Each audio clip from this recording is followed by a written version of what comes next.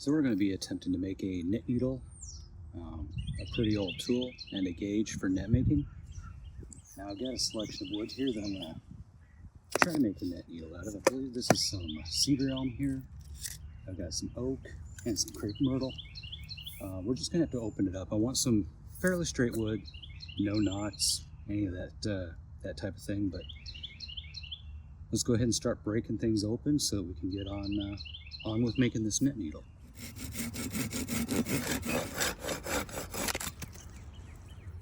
I'll just be batoning through the wood here, trying to get it as straight as possible.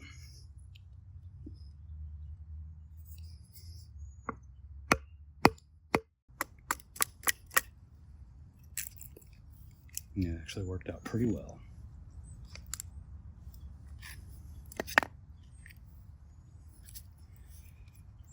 So I'm just going to be batoning through it again. I'm going to try and get a good cross section, a good straight cross section of it. Not too thick, but thick enough to hold up.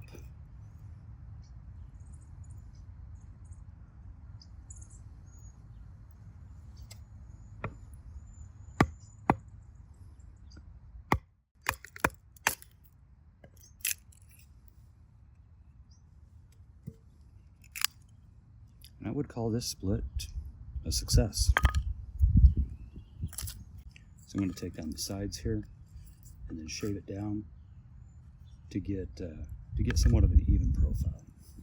So to take the edges off, I'm not going to baton it the same way. I'm actually going to come at it from the side here.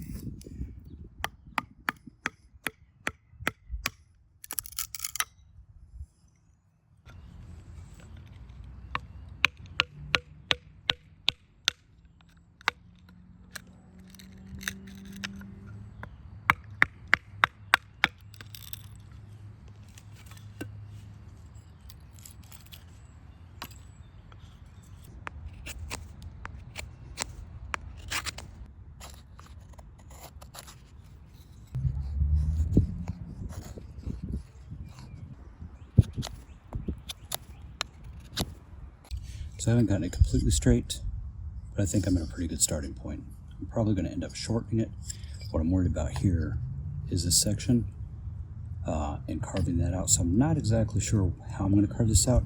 We do have our backups if need be, but from that standpoint, I wanted a fairly small needle. My biggest concern is when I actually cut the net needle out of this piece that I'm going to break it. So hopefully that's not the case. Hopefully I'll be able to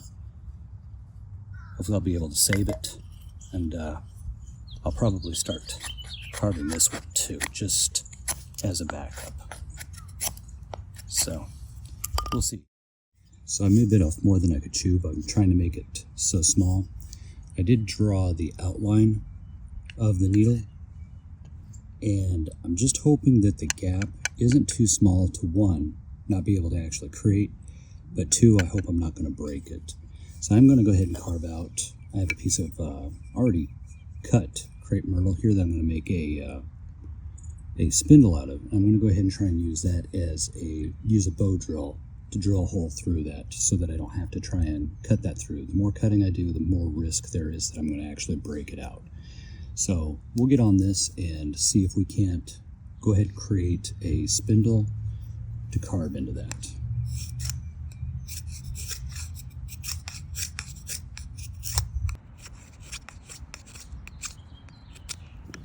So I've got my trusty bearing block. I've got my trusty bow. Let's see how this works out.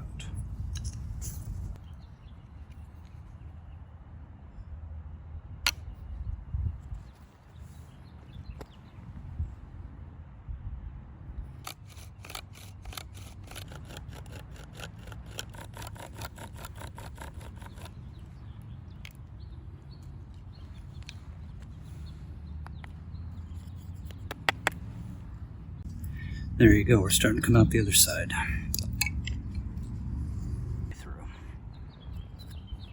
We've got 2 days of rain, and the wind is really puffing today, but I really wanted to get on this. So where we left this is I bow drilled a hole through it. Next, I'm just going to come through I'm going to carve out the middle section to expose the needle. The way I'm actually going to do this is with the lines that I've drawn, I'm just going to come up and actually just going to notch it with my knife. Now, in retrospect, and the way I usually do it is I usually drill the hole with the knife. I wanted to try something a little bit different. This would have worked perfectly had I decided to make actually a bigger needle. But at this point, I'm just going to come in here and start carving things out.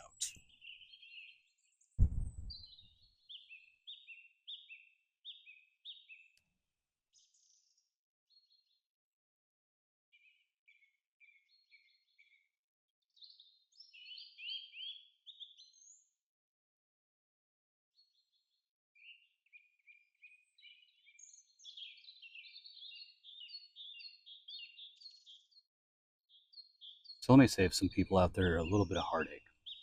I got happily carving away on this thing and I didn't even think about it. Carve out your sides before you carve out this hollow. Because what you're going to end up doing is if you leave this up here, you'll have a strong bond between here and you don't run the risk of potentially breaking your needle here. So, like I said, I got to happily carving. I carved out this section and then started on this section. And now I'm kind of worried that I'm going to break this out if I'm not real careful carving out the rest of this section here. So, just a tip for everyone. There we go. Keep carving.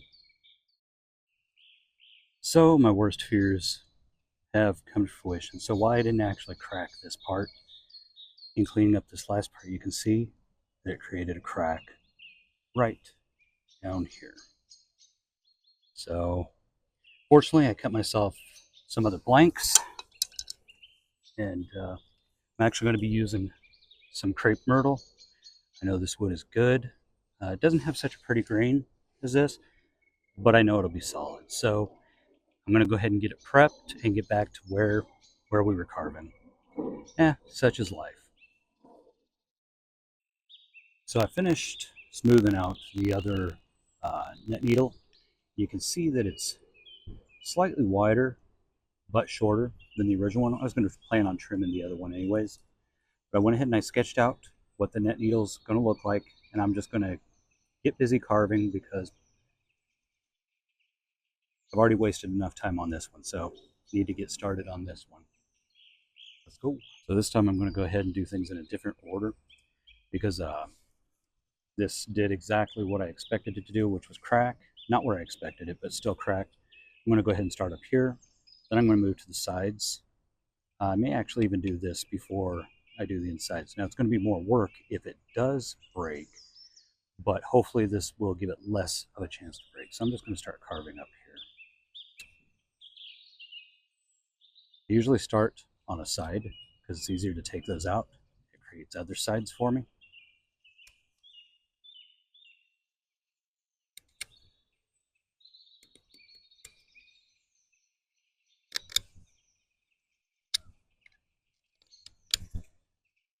So I'll go ahead and finish carving this out. You already saw me carving this, and I'll get back to you when I finish off the bottom, and then we'll move on to the net gauge.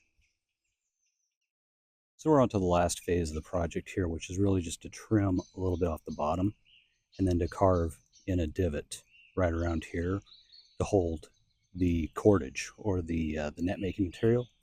So I'm just going to go ahead and trim off the bottom using a pocket boy, and we'll just take out a divot in the bottom to hold it.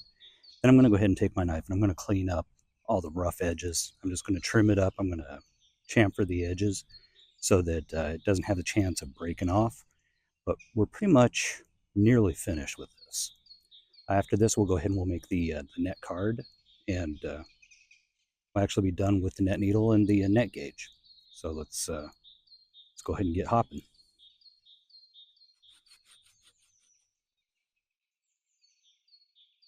I usually use my knee until I get close to the edge. I don't want to cut my knee, but it makes a good brace.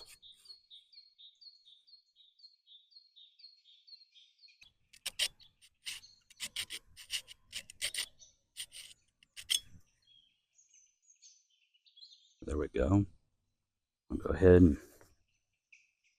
probably just gonna carve out a half sphere right around here. Probably the sides will match up there. I'm just going to come in, start taking material off. Now, during this time, I want to be very careful of that needle because it does flex a little bit. It has no support, so I'm going to be very careful with that.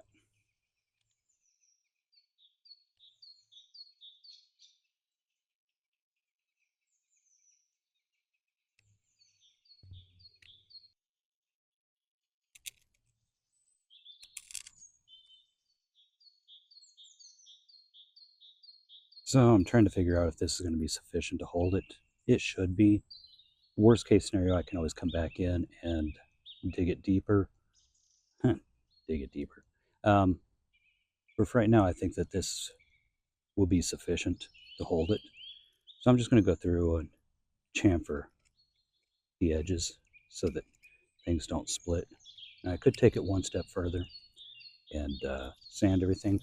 I may do that, but right now I'm just going to go ahead and chamfer the edges so that they don't have a propensity to split.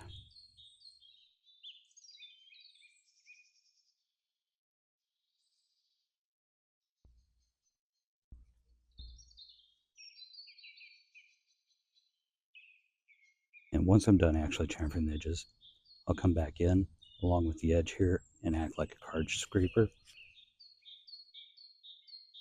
Just come back in here and scrape the edges.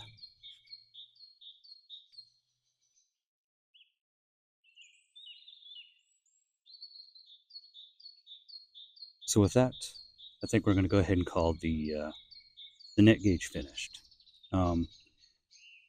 If I were going to finish this up and I was at the house or something along those lines, I'd take some sandpaper, take down these rough edges, but this, with a knife this size, this is the state that I'm going to get it to.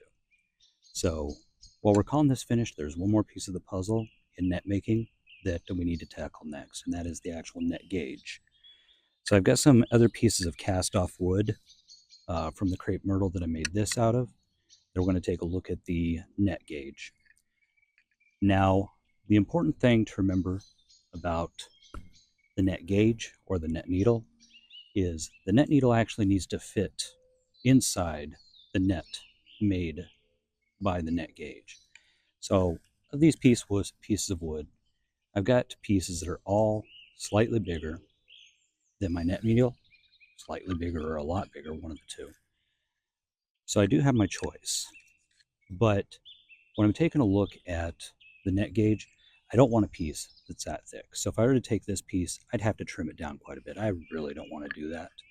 This piece here actually contains the pith. You can see here where it has the eye, and it's already got a split starting here.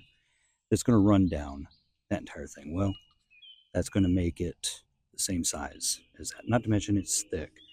So I have an end piece here that I cut off that is slightly bigger, but I think as I trim it down and even it up, that it's going to come in line with the size of this. And it's still thin enough that I think that I can shave down the back and still get an effective net gauge out of this piece. So I'm actually going to roll forward with this piece. Now, the important thing about the net gauge is that you want to have it fairly consistent width-wise, because otherwise, when you're wrapping the net, depending on where you put it, you're either going to have bigger holes in it or smaller holes. So the next thing I'm going to do is I'm just going to go ahead and try and trim this up as absolutely even as possible. Yeah, it's not going to be perfect because I'm only using a knife. I'm not using any other tools. So from that standpoint, I'm going to go ahead and bring this side here down so that it's fairly uniform here. And I'm going to shave some of the back of it off. I want to take some of that curve off of it. Not too concerned with taking it all out, but I'm going to do as much as possible. So that's going to be the next step, is just to bring it down to size. So you can see here that it's at size. It's a little wider, but it also curves a little bit. So this end here is slightly forward of this. So what I may do is I may actually cut that piece off just to make my life easier and make a shorter net gauge. It doesn't need to be big unless you're doing absolutely huge nets, but let me get to work on this and see what I can actually do on it.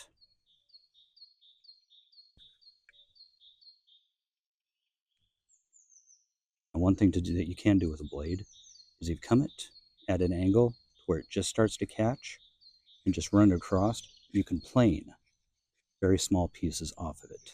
So it's almost like using a planer. I mean, it's not going to be as accurate, but in the woods, we're not doing fine woodworking here. So from that standpoint, I can start to even it up just by bringing it along and shaving small pieces off like that.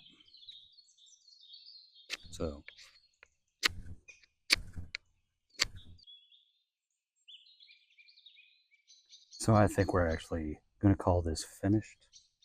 Let's see how it matches up with the net needle.